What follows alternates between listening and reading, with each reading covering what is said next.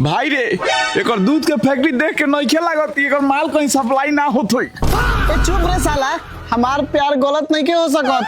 तू तो खैला पियला से देह भर गइल बा, हमार माल का मात न बिया। रे साला हमू तो उहे बतिया कहतनी कि जरूरे कोनो ना कोनो के खातिया। ए साले इहे आदत से तो तू अपना हाथ के सहारे अभी ले जियत रह। का चाहत रह कि हमरो ना बेटाओ? का हुआ अभी ले ना कटाई?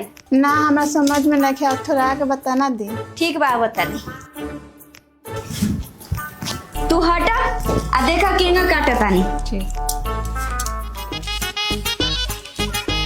देखा समझ में आवता ना? जी ऐसा ही काटल जाला। जी सीख ले लू ना काटल कैसे काटल जाला। काटा आ सीख। हम जाते नहीं बाजारे से धागा और ब्लाउज के अस्तर लाबे। ठीक है। शादी के बहुते कपड़ा बचल बा, सी के देवे के बा। पाही बा पीते नहीं आती रे।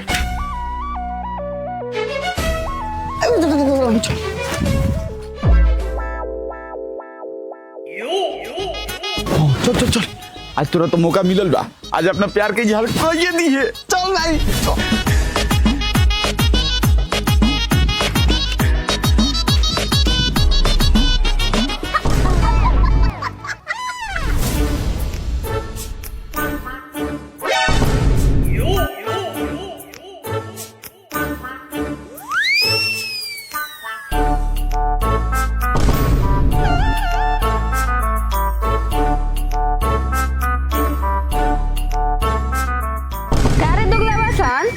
पीछे काहे पड़ल बारसन? हमर पैसा चुरा के भगवा का?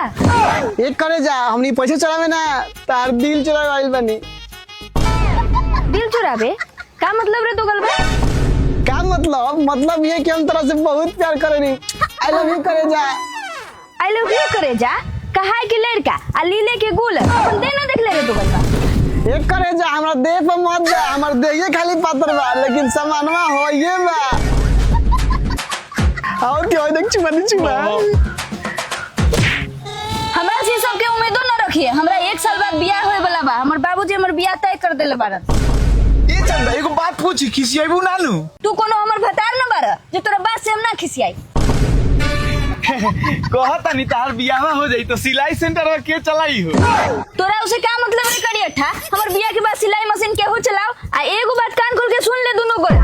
आज के बाद हमार पीछा कइले तो हम अपन बाबूजी से कह के तोनो दोनों गोरा के गाल में बांस धसवा दे।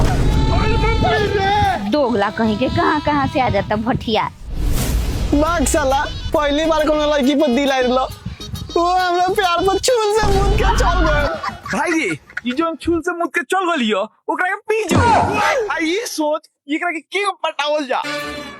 केंगा का पटावल जाओ? एकरा सिलाई सेंटर में तो खाली लड़की लाओ बाड़ी सो, लड़का तो जाइयो नहीं खन सकत। अब बाहर में हमरा के भाव नहीं के दे। अब ते ही बताओ कि केंगा पटाई, हमरा कुछ नहीं के बुझा। रे साला ओकरा सिलाई सेंटर में लड़का नु नहीं खोज जा सकत, लड़की जा सकता रे सनु। का मतलब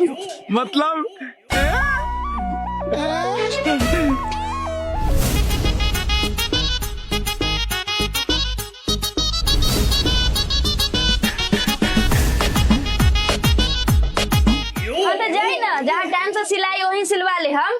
हाँ तो जाएम ना छिनरो कबो ही छिनरी टाइम पर कपड़ा सी के ना देवेली सब। अब एकने भी हम कपड़ा सिवावे ना आए।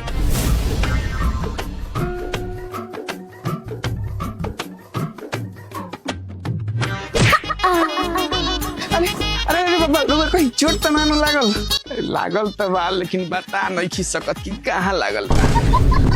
अरे बाबा बताई ना, ज्यादा दिक्कत हुई तो ओकर व्यवस्था कल जाई।